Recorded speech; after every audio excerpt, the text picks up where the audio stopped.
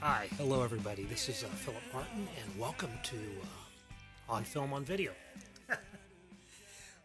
which we've been doing for quite a while now. Not quite. It didn't start as early as I thought it did. I thought it started pretty soon after the pandemic set in, but it really took us a few weeks to get onto it. So it's going to be another, I don't know, month or so before we hit our year anniversary, our first year anniversary. But we're going to make it. It looks like so. Uh, and then we'll keep doing it after the pandemic, I believe. After we're able to get out and do stuff, which I hope will be July, sooner rather than later, maybe. Um, but anyway, we've been doing it for a while. Some of you, they say you have to do something like this for 2 years for it to really catch on. So maybe it will catch on before then, maybe not. But some of you watch it every week, and I appreciate that. And some of you give me feedback, and I appreciate that. Not that I um, am needy or anything. Um, One of the things I want to talk about it overlaps with my Sunday column, which I turned in yesterday. Today being Tuesday, as you know, this is our traditional let's film the Friday video on day. It was Tuesday. So yesterday I turned in my Sunday column, which was an interesting column because I was sort of didn't have a column to write about. All of a sudden a bunch of things started happening, and all of a sudden I had a column, which is the way a lot of columns come about. But this was about, well, what happened was, in the first place, I'm teaching my life class this year. And one of the films that I really wanted to talk about was Platoon, because it goes to my beginnings. The origin story of me as a film critic goes back to Platoon. And I've told that story many times, but that's the first film I really wrote about in a professional capacity. And it demonstrated me a certain power that cinema had that I hadn't thought about in that way before. So it's personally an important film. So I'm showing that. And for a variety of reasons, I ended up showing last week Sam Fuller's White Dog from 1981, which is a very seldom seen movie for a lot of reasons. Number one being that it was impossible to see for a while until 2008 when Criterion Collection brought it out on DVD. And it's a typical Fuller film in that it's very tabloid-esque, and it's almost a self-parody, and the performances are beside the point. And really, Fuller wants to hammer you with the message that he wants to hammer you with, and it does that.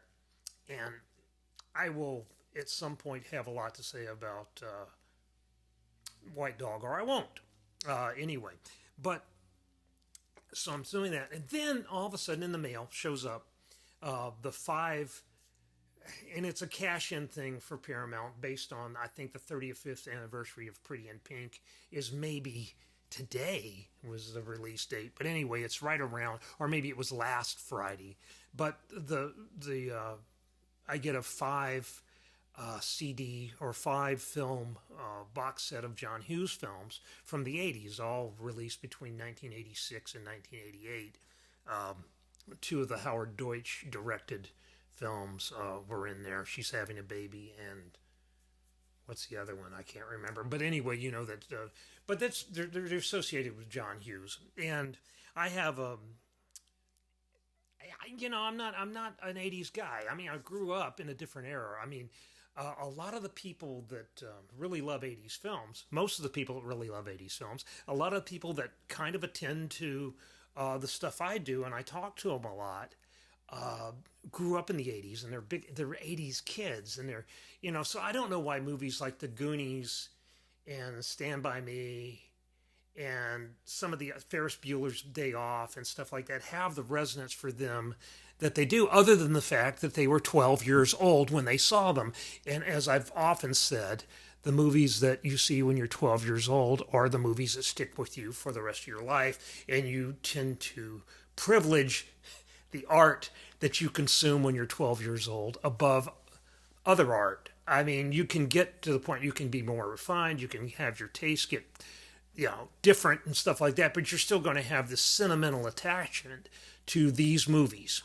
Okay, I don't have that because I'm a little older, and I consumed the Hughes movies as an adult, and I'm not immune to their charms. I really like The Breakfast Club, which wasn't included in this package, uh, probably because you can sell a lot of Breakfast Club, DVDs on their own. You don't need to package them with four other films.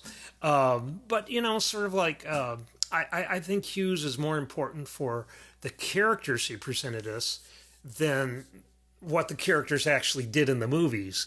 And the movies aren't that great. Some of the characters are that great.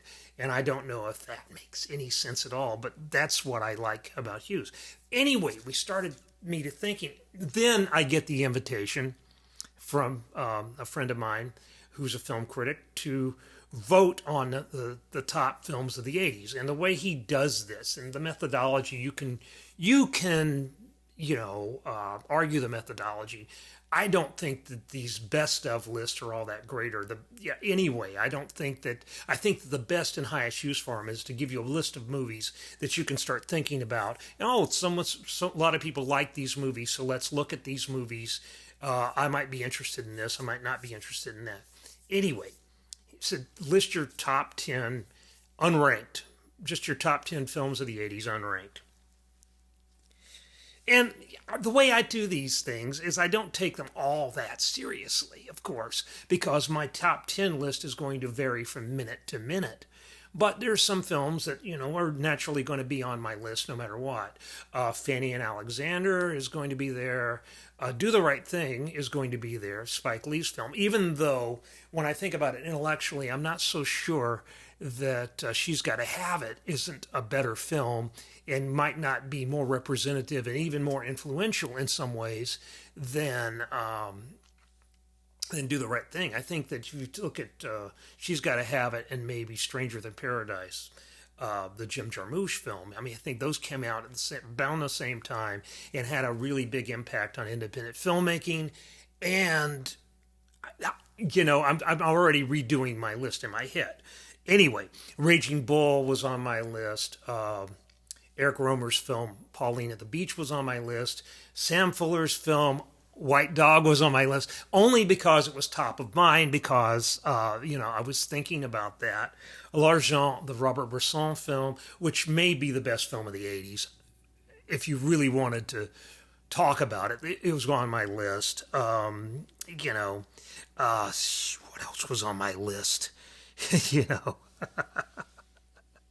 Paris, Texas was on my list. Videodrome was on my list. So anyway, but my list doesn't really matter, and you can read my list in my discussion of 80s movies in the Sunday column. But what I really want to say is that I started thinking about the era, and a lot of the movies that people really prize from the 80s, and some of them are really. Blade Runner's a really good movie. I really like Blade Runner.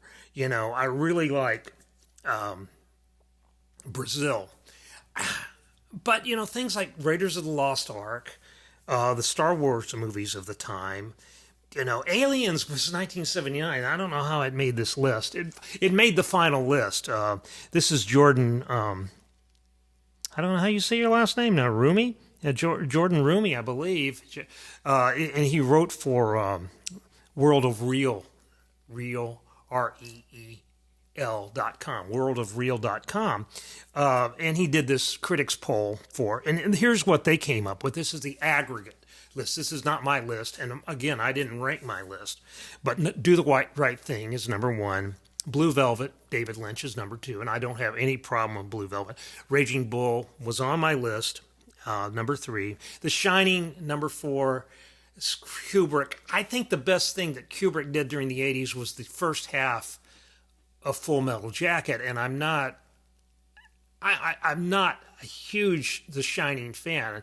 I do think The Dead Zone, which was a David Cronenberg movie, is probably a better Stephen King adaptation and maybe the best Stephen King adaptation, though that doesn't necessarily mean that The Shining is worse movie than The Dead Zone. So we could get into that at some point. That would be something to discuss.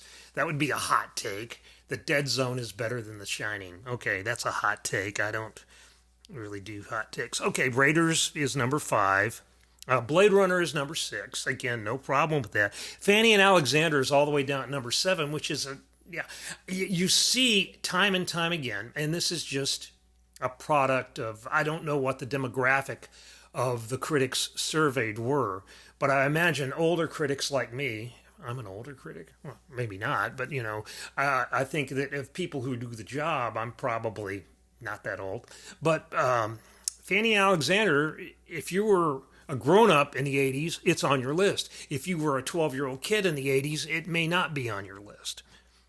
Brazil, Aliens, which again was 79. So what's it doing here? I don't know. And Ron, which was 85, and the Kurosawa, yes. It's not a film that speaks to me a lot, but it's not a film I think about a lot, but it's an excellent film. Now let's get into the second 10. Which again, the only reason these are the second 10 is because they weren't as mentioned as often. It's not that, I think if you had a ranked, weighted system, you would have seen different results. Like if you'd have given the number 1 movie 10 points and the number 10 movie on your list 1 point, I think this would all be very different. Wings of Desire shows up at number 11. That's on my list. Yes, that was on my list, and Paris, Texas wasn't on my list. Though now I'm thinking about it, and I think I would put Paris, Texas on the list and leave Wings of Desire off, because if I want to put a Wim Wenders film, and it's just totally self-censoring because there's nothing that says I can only have one director per movie. I would also have put Agnes Varda's Vagabond on my top 10 list if I was doing it now. And one of the criticisms of this list is going to be, where are the women? Well, where were the women in the 80s?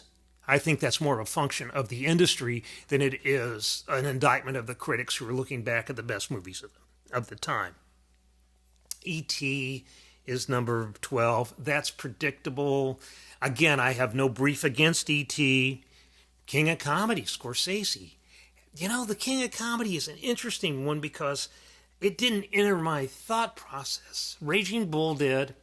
And I thought, do I really like After Hours better than Raging Bull? And then King of Comedy is like, oh, I didn't even think about King of Comedy. I mean, it just did not come up to me when I was making my initial list. And it didn't come, I don't mention it in my longer piece about the movies of the 80s that's running Sunday either. And that means something. Now, I can sit here and tell you that I love The King of Comedy. And I think it's a really well-made movie. And I think that, maybe it's a better movie than Raging Bull. And maybe it's a better movie than After Hours. But in the moment, I didn't consider it. So that means something. Maybe it just means I'm forgetful. Maybe it just means that I'm not as good a critic as I think I should be.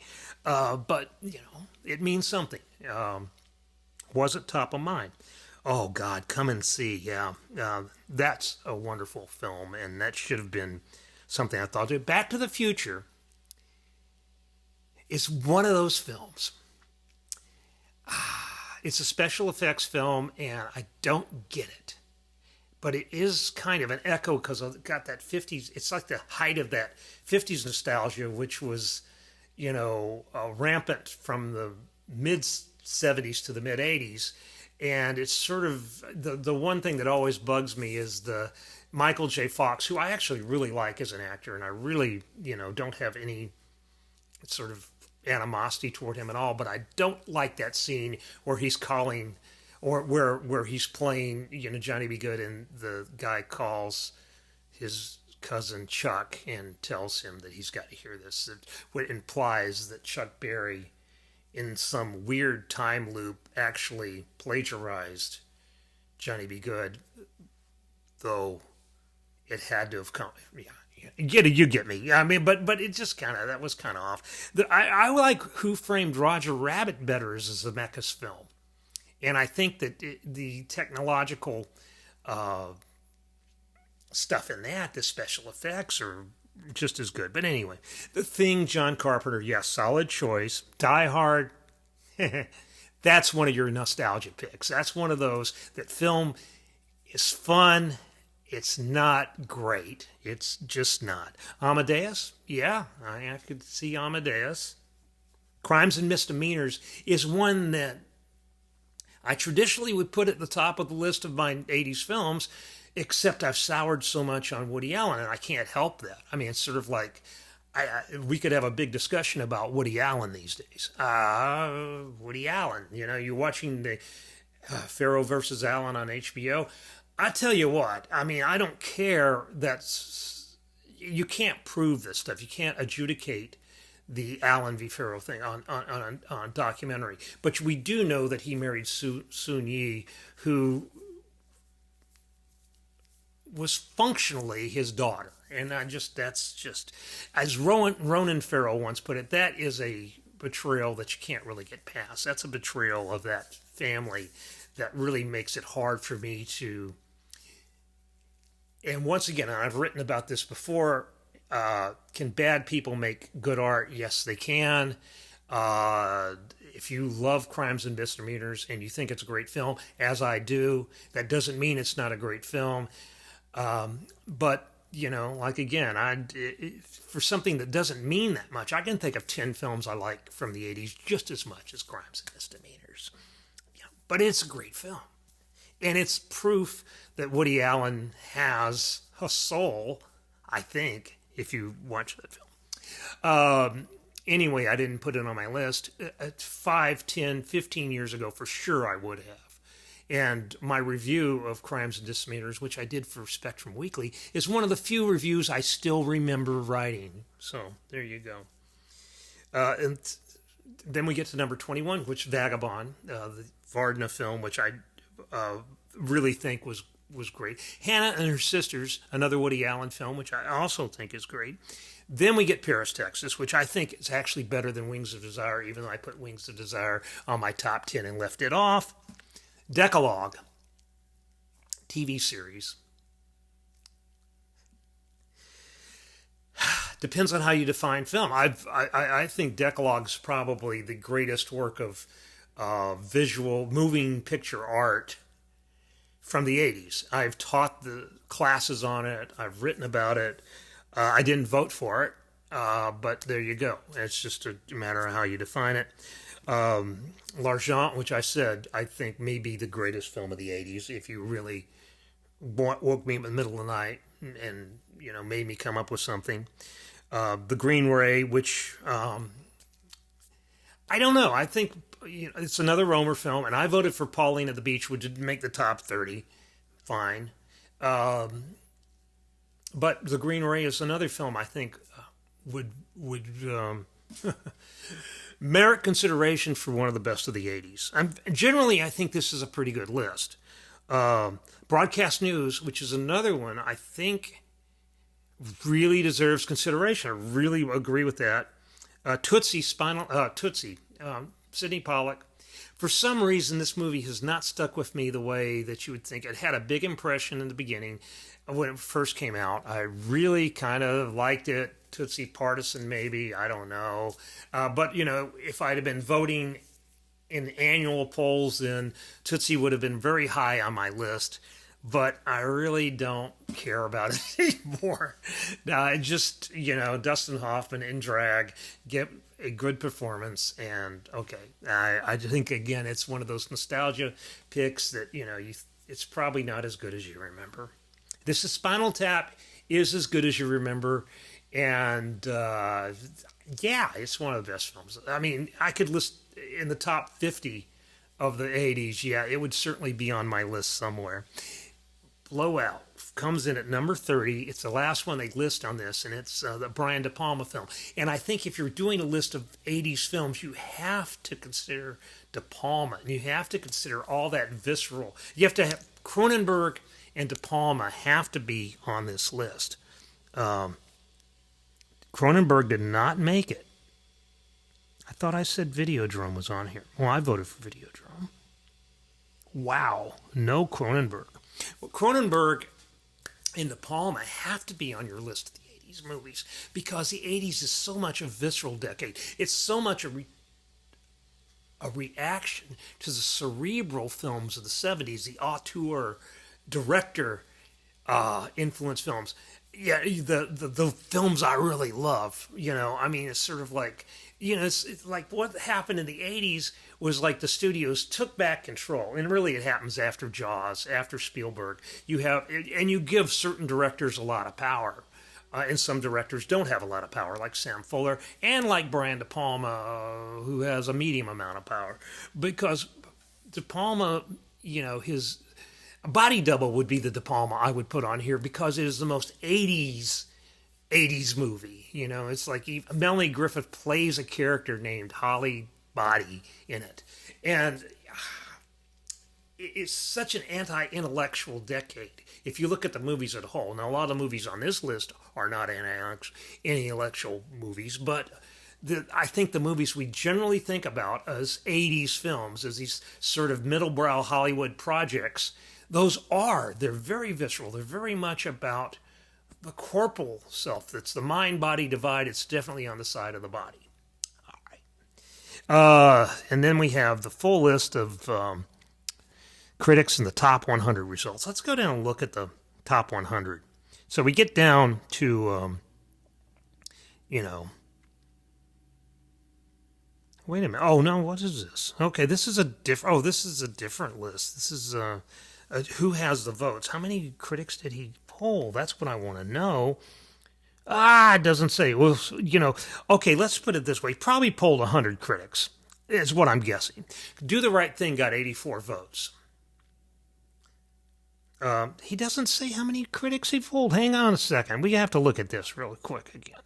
200 critics. Okay, so Do the Right Thing showed up on roughly a little less than half the list, which shows you that there's a lot of films that got mentioned. A lot of films, and everybody can come up with their own list, and everybody's list is as valid as anybody else's list, though you might not care that much about, somebody who's watched 5 movies as you have someone who's watched 5,000. I don't know. But, it's like, it's still valid. It's like, these are the movies you think are what they are. This engendered kind of an interesting, discussion on Facebook, and I'm going to get off of here right now, right after this. But it's sort of like, Do the Right Thing's the number one movie, because a little less than half, 84 critics, which means it was 84, just 40-something percent, 42% of the critics mentioned it on their top 10 list. And that was enough to make it the top mentioned movie and put it in the number one spot. And I have somebody on my, feed here, and this is fine, saying, Do the Right Thing. I hope that's a joke. I would have expected, 40% of the critics to mention it. I don't think it's a joke. I think it's a good movie. I think it's maybe, as I said, maybe it's not the Spike's best movie of the decade, and it's certainly not what I would consider the best movie of the decade. But it's certainly a legitimate movie, and you only have 200 critics, and 40% of them say it's on there. It's on there. So and we could have. I've had discussions about the film before, and there's some good things about it, and there's some interesting things about it, and there's some problematic things about it. But that's true of just about any film. As an American mainstream film, Do the Right Thing was a revelation in 1989.